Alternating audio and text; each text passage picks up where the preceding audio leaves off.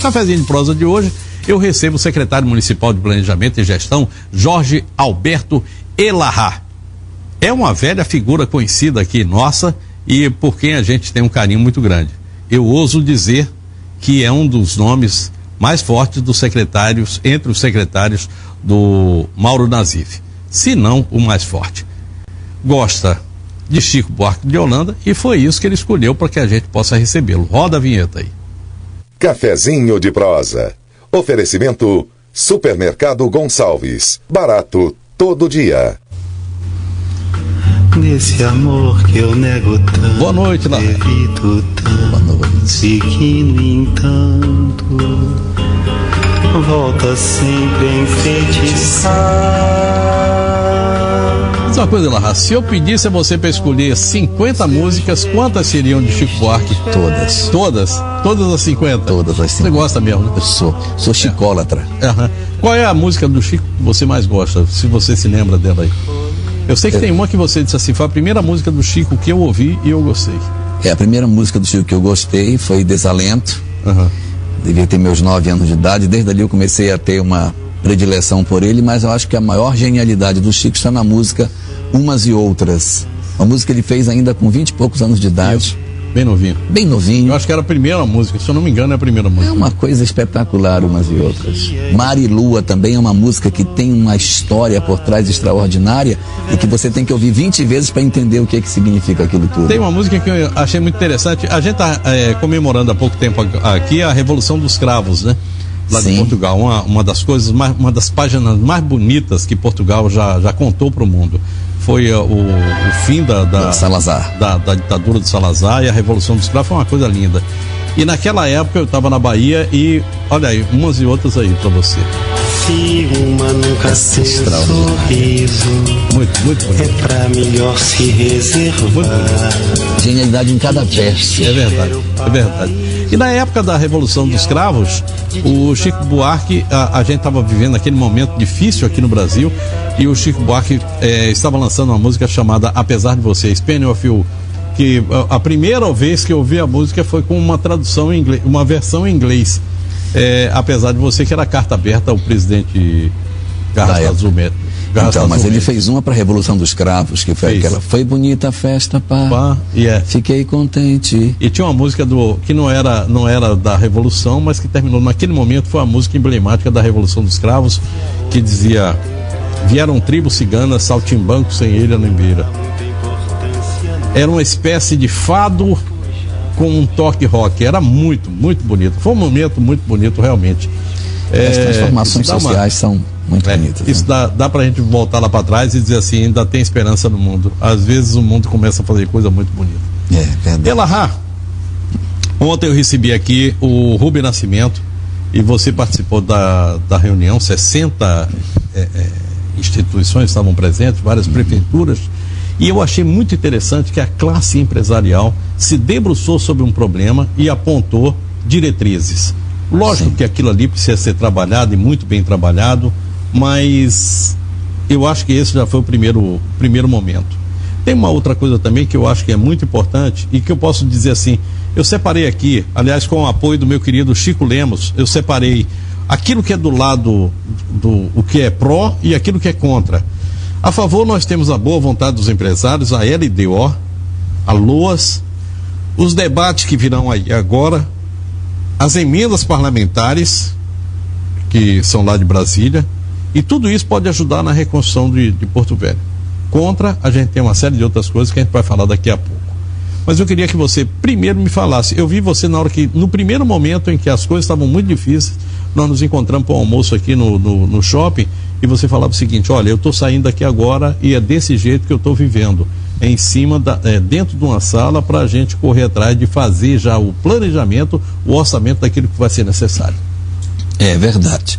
Nós decretamos estado de calamidade em 27 de fevereiro e nós temos 90 dias de estado de calamidade para fazer todo o trabalho de socorro e assistência, que seria a fase de retirada das pessoas e acolhimento dessas famílias em locais dignos, depois fazer a fase de restabelecimento, que é o provimento precário de serviço público, para que a gente consiga implementar o plano de reconstrução. Esse sim, caro e definitivo, que pode oferecer à cidade a capacidade de evitar a reincidência do fato e a solução definitiva para vários dramas que ela tem. Eu vi o senador Waldir Raupp falando na tribuna do Senado sobre 3 a 5 bilhões de reais, eu não gravei esse número, para a reconstrução do Estado. E é lógico que ele estava falando ali a respeito de Oline Moura. Aliás, o Oline Moura hoje está com o prefeito afastado, se afastou, né?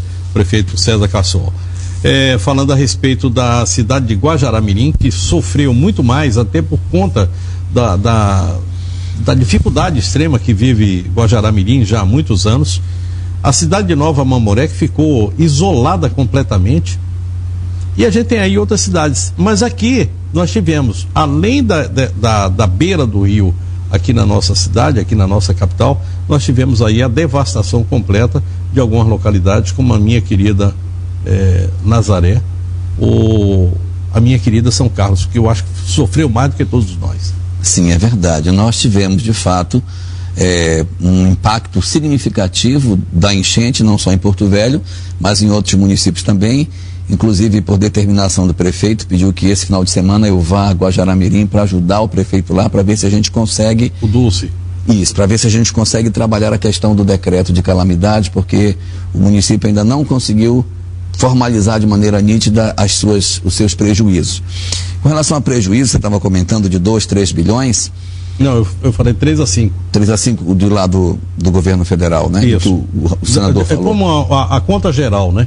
Então, nós trabalhamos a contabilização de prejuízos até o início da calamidade.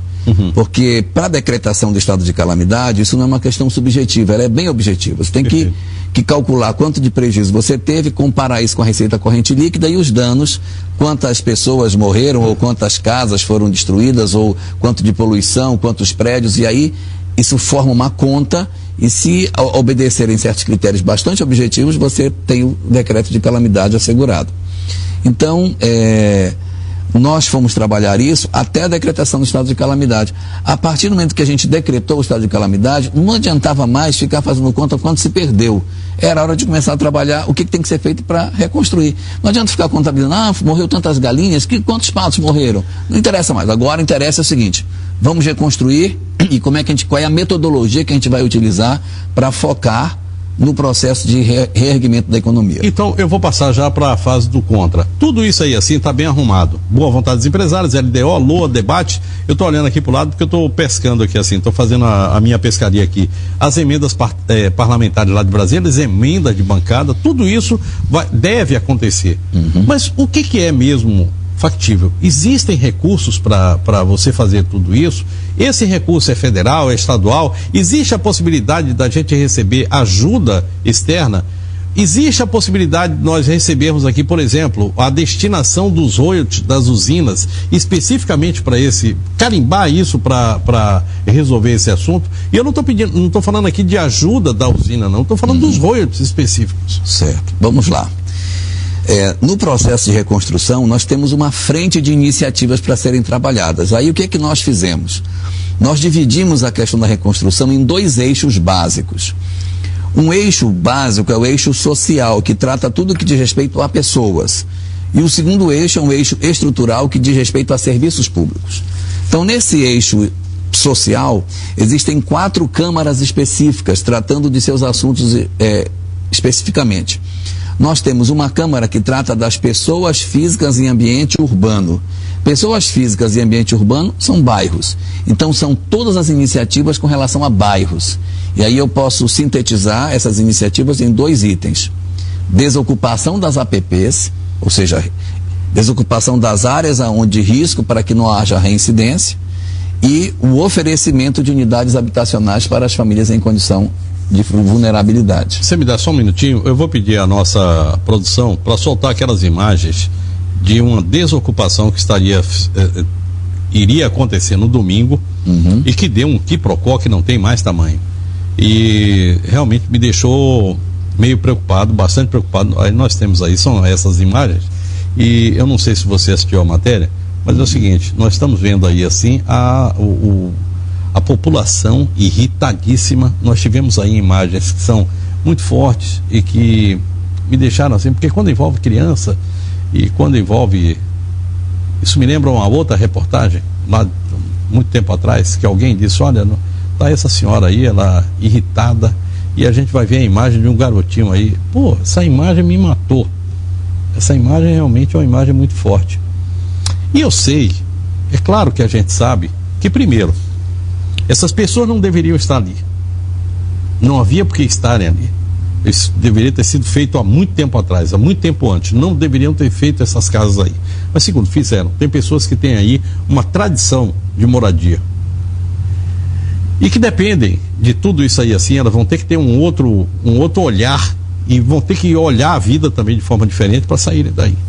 Mas me causa espécie que um órgão como a Prefeitura da capital, que cuida de pessoas que moram na capital, ter esse olhar tão frio. Eu acho que é isso. Não me incomodou isso aí. Eu queria que você falasse a respeito, até porque eu sei da sua sensibilidade com relação ao tratamento dessas pessoas.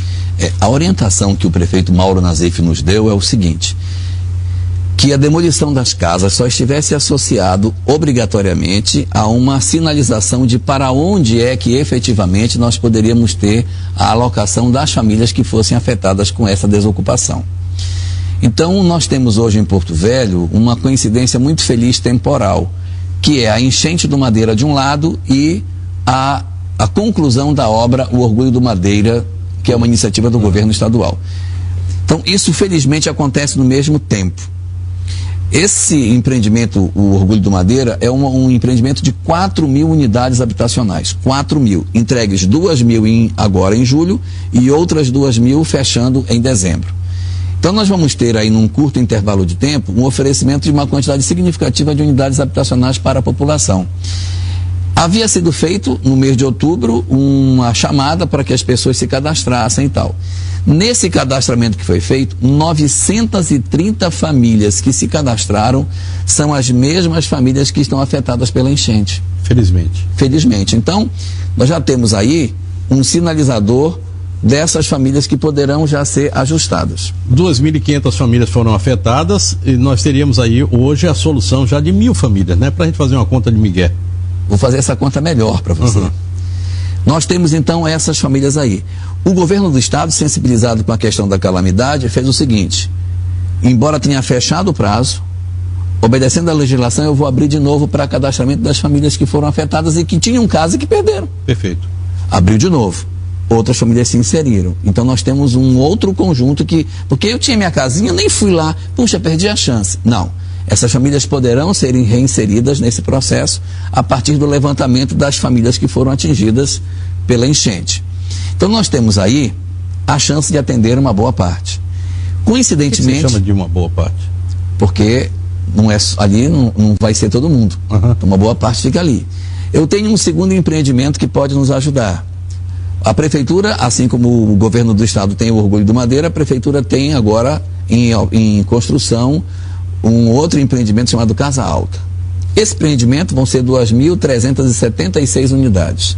Até julho, que é a mesma marca de tempo do Orgulho do Madeira, a Casa Alta vai estar entregando 480 unidades. Então você soma isso nas unidades do Orgulho do Madeira. Ou seja, no outro empreendimento, a gente tem a possibilidade de colocar mais 480.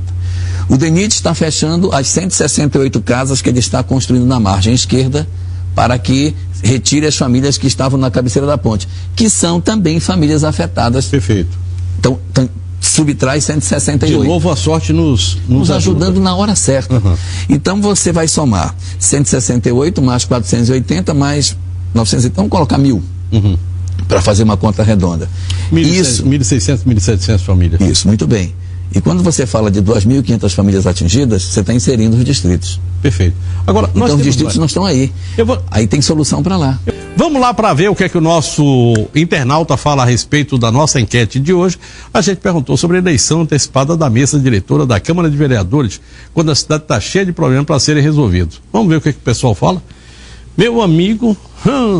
E desde quando políticos se preocupam com os problemas da cidade? Perguntam Anderson Parentes. Todos se candidatam por interesses particulares e de terceiros. A cidade está se acabando em buraco, escuridão, insegurança, sem educação que preste, transporte, etc. E para que tantos cargos como deputado, vereador, prefeito, governador, senador, se ninguém faz nada? Quer dizer que para desviar dinheiro, aumentar salários e fazer essas votações, ele serve. Agora, se preocupar com a cidade e com a população, aí é um passando a bola para o outro. Reginaldo Rodrigues, o Léo eu não sei. Só sei que o equipamento que a prefeitura tem é igual de uma cidadezinha do interior com um bom desenvolvimento tem. Eu imagino uma capital não tem equipamento suficiente para suprir a necessidade que ela existe. Tudo bem, é muita coisa, muito trabalho, aluga para desafogar a necessidade. Agora ficar fazendo propaganda que comprou máquina nova, isso era para ter faz tempo, vergonha. Agora fica a Câmara preocupada com votação, com tantos problemas na cidade. Isso vai rolar anos e anos para voltar ao estado normal, a nossa capital, infelizmente. Será que é isso mesmo? Anos e anos? 160 máquinas agora.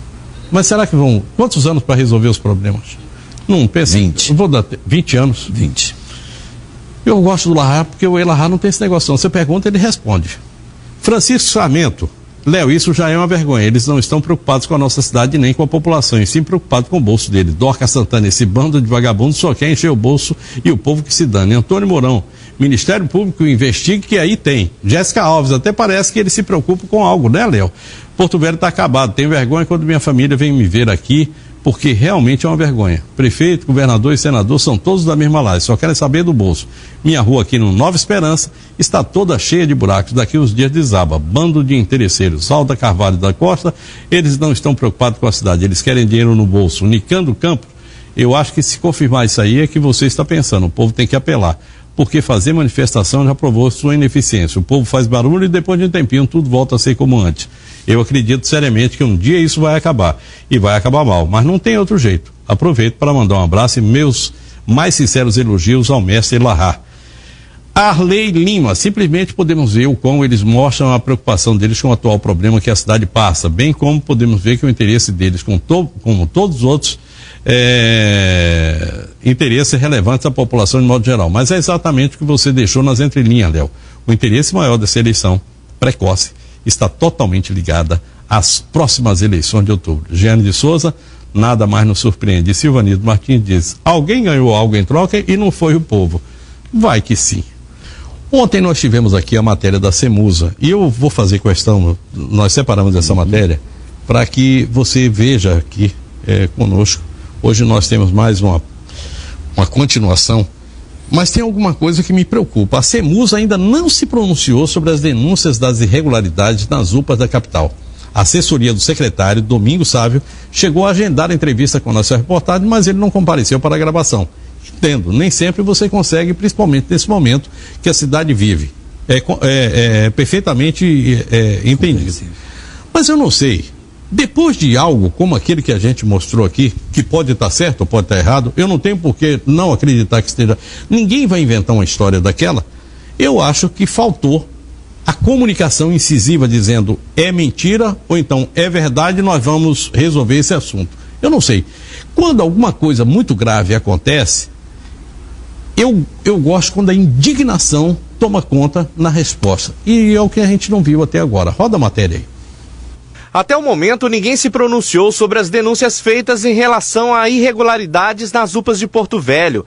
Entre elas estão a falta de medicamentos e médicos, controle administrativo, contaminação do meio ambiente e supressão de documentos. Os livros, como documento público, ele consta tudo. Consta denúncia, consta falta. E o livro da enfermagem desse mês já tem 2 folhas rasgadas. Uma foi até feita uma retificação que era devido a uma denúncia. Nós já não temos mais Buscopan lá há mais de meses. Nós ficamos mais de 20 dias, mais de 15 a 20 dias, sem uma medicação básica para atender paciente com crise alérgica. Uma UPA que nem a Zona Sul, que tem a média de 900 atendimentos a cada 24 horas, você atender com 2 médicos, um dia ou outro são 3, mas geralmente são 2 médicos. Uma UPA que foi programada para funcionar com 6 médicos no plantão. Em algumas unidades, a demora no atendimento também causa revolta da população. Aqui o pessoal fica aí desse jeito aí, ó, jogado. O pessoal fala que toda vez só tem 2 médicos aqui, tá entendendo? E aqui é o seguinte, tem gente que vem resolver as coisas de manhã e só sai à tarde, cara. Hoje pela manhã nós estivemos aqui na Secretaria Municipal de Saúde, como tinha sido marcado uma entrevista com o secretário municipal, Domingos Sávio, que iria falar a respeito destas denúncias. Nós ficamos por cerca de 30 minutos e nem o secretário e nem a assessoria de comunicação da secretaria deu uma resposta em relação a essas denúncias da UPA. É pra gente ficar preocupado. Ou não, Jorge Larra? Eu acredito que todas as manifestações precisam ser respondidas. E convenhamos, se existe algo que o prefeito Mauro Nazif sempre foi uma pessoa voltada para esse tipo de coisa. Sim. Sempre fez denúncias, sempre foi duro e incisivo nas denúncias, tem toda uma história de vida com relação a isso, e sempre foi uma pessoa de comparecer e ir lá. Vimos isso aí no início do seu governo, quando teve aquela questão do sem terra ali, do sem teto, lá na frente da prefeitura. Eu vi ali assim, eu disse, esse é o Mauro Nazif que a gente conhece. Pronto. Então, prefeito, eu não sei. O senhor deve estar sabendo muito bem o que está ocorrendo, mas eu acho que está na hora de dar uma resposta para a população. Não é a resposta para nós aqui da TV, não. Não. É da população. Quando a coisa começa a vir para a TV, é porque lá na UPA, lá na Ana Adelaide, lá no postinho de saúde, lá em algum lugar, o trem já passou do nível. E as pessoas estão ficando irritadas com isso. A gente percebe aí pelas respostas que saíram na nossa enquete. Bom, vamos voltar para o nosso assunto aqui, que é reconstrução. E eu tenho aqui, falamos a respeito de investimentos. Nós vamos ter que investir. Você falou aqui, olha, reconstruir isso aqui tudo. Eu estou falando de Rondônia, não é somente aqui de Porto Velho, é coisa para 20 anos. Mas Porto Velho, eu acho que foi o caso maior. O município é muito grande, o impacto vai ser muito grande, e eu acho que 10 anos vai ser muito pouco. Nós temos aí obras que não foram feitas, obras que terão que ser feitas, obras que terão que ser inventadas. Eu vi o pessoal falando a respeito da construção de um novo porto, e no local onde vai ser construído o novo porto, que seria Porto Chuelo, eu acho que seria um bom local para se colocar, por exemplo, a comunidade de São Carlos. Como é que é o nome daquela comunidade lá do outro lado, Belo? Onde se poderia fazer alguma coisa de Nazaré? Boa Vitória, que é uma terra alta, daria para se fazer alguma coisa. Enfim, agora, a gente tem muita coisa, eu não sei como é que a gente tem de planos, como é que nós estamos com planos, se vai ter dinheiro, dinheiro de 2013, se vai ser liberado, nós vamos 14. Passar agora... 2014. Mas tem dinheiro de 2013 que até hoje não veio, né? É verdade. Então, a gente tem um ano eleitoral, vamos ter queda na arrecadação, já está tendo. O PIDIS é um dinheiro que não pode ser remanejado. Nós temos as dívidas do Peron e do Banco Andino, lá da Federação Andina, que terão que continuar sendo pagas. A transposição até agora não disse a que veio ou se virá. A pressão pelo aumento salarial já aconteceu ano passado e virá agora também em 2015. Nós temos apenas 6 meses de sol para fazer essas obras todas, e a gente ainda tem 2 figuras aqui que trabalham, fazendo o trabalho deles, mas que no final das contas são um calo na vida de qualquer administrador, que são o TCE e o MP. A bola está com você lá. Se você quiser, tá tudo anotadinho aqui, ó, que eu... Não, o trabalho de reconstrução, ele precisa ser feito de maneira muito clara em cima de quais projetos têm que ser implementados para que a gente execute o reerguimento de Porto Velho. Vocês pretendem criar algum organismo, uma supersecretaria para resolver esses problemas, ou nós vamos trabalhar com o secretário? Por exemplo, o secretário de saúde aí está vivendo um problema que ele não consegue resolver, é um problema comezinho. Não existe dentro da prefeitura a ideia de criar uma secretaria específica de reconstrução. O que nós fizemos foi dividir o problema em 8 partes, e cada secretaria administra uma dessas partes. Então, a parte que eu estava comentando com você, das pessoas físicas do ambiente urbano, ficou a SEMUR. Pessoa física do ambiente rural, ficou a SEMA. Pessoa jurídica do ambiente urbano, Sendestu. Pessoa jurídica do ambiente rural é com a SEMAGRIC.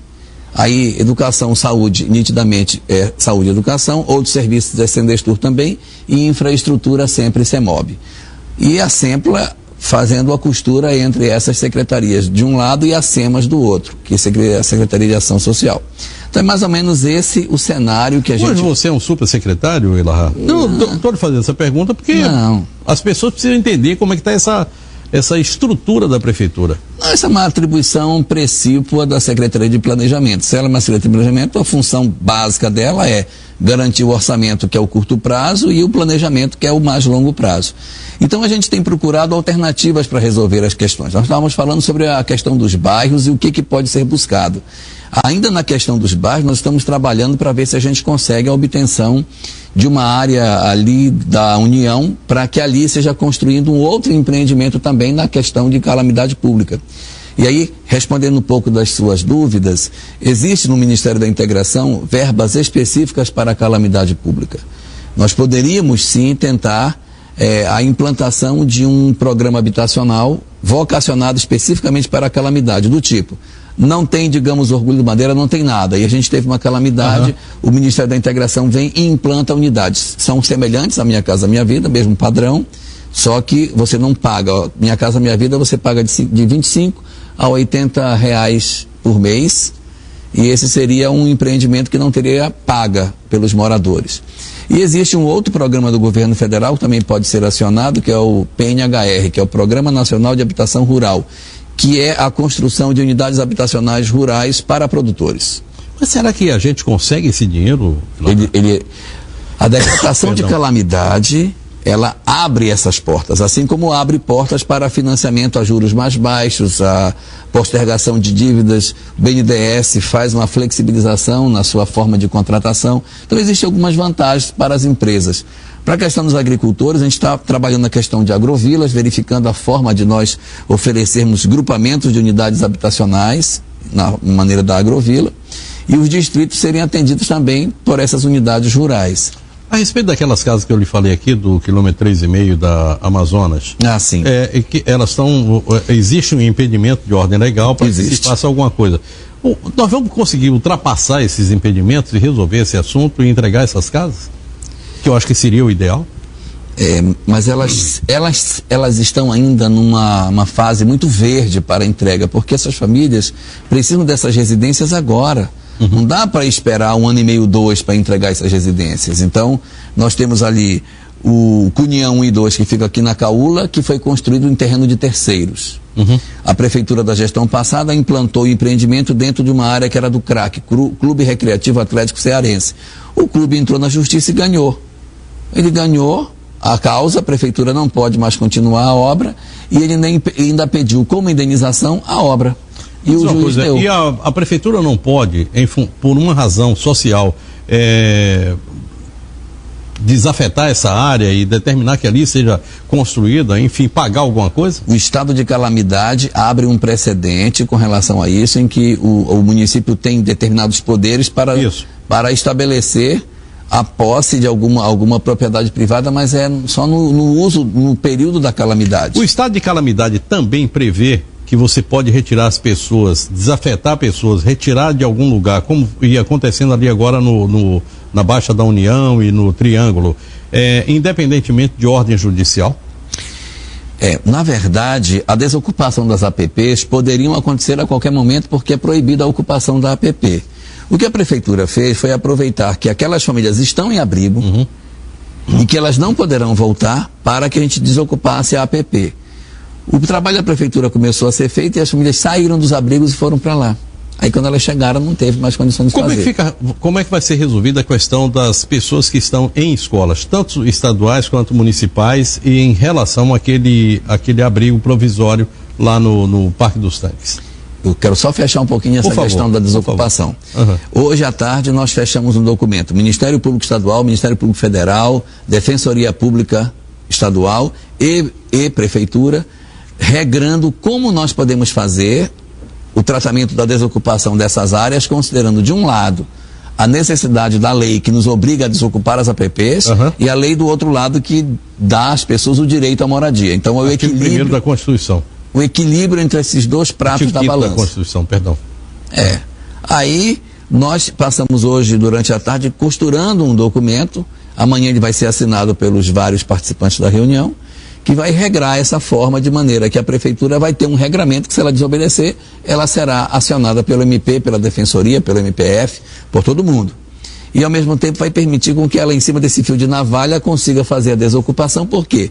Porque é interesse do prefeito que a desocupação seja definitiva, porque retira-se as famílias e não vai se deixar vazio, vai se trabalhar um parque ali na frente. Perfeito. E o Ministério da Integração tem como ação resiliente dele o apoio a iniciativas desse tipo, de um muro de contenção e a transformação em parques lineares. Então nós poderemos vir a ter, na frente da cidade, uma área muito bonita para turismo e lazer.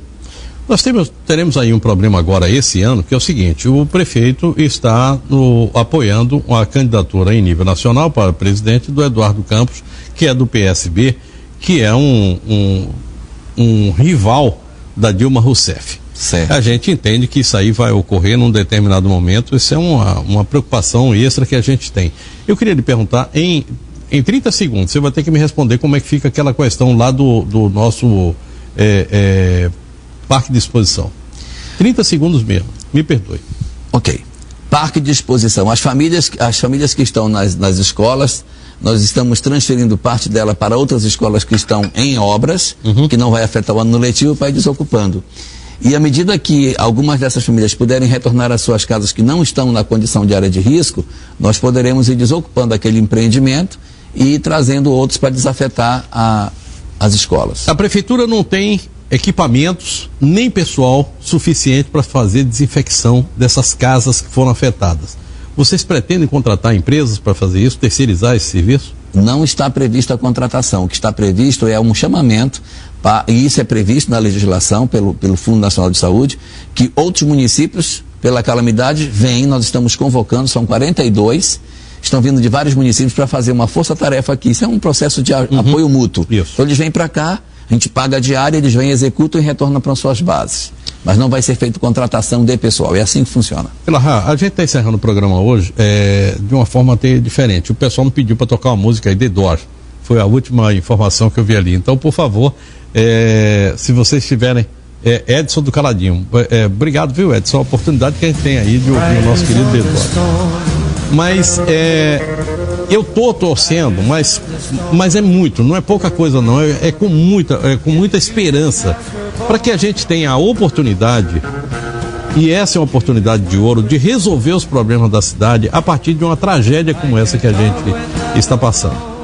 De verdade, eu não tenho frase para a noite de hoje não. Eu acho que a frase que eu posso dizer é uma que é bastante conhecida de toda a população. A esperança é a última que morre. E a gente não pode deixar ela morrer. Obrigado, Elahá. Obrigado. Já que a gente está falando de frases, eu deixaria uma frase também. Se falamos de reconstrução, uma frase que aprendi com meu pai quando criança e só fui entender quando adulto. Só o amor constrói.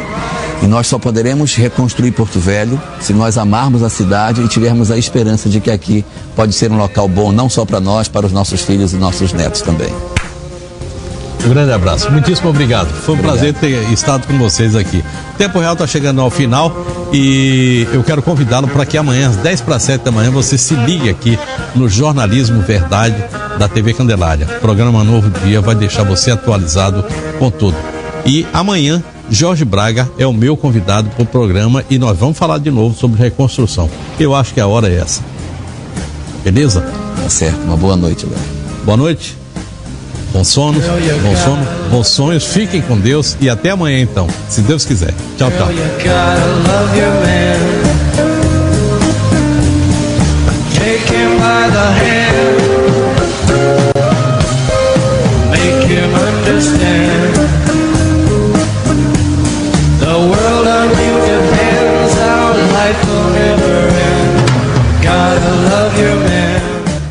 Tempo Real.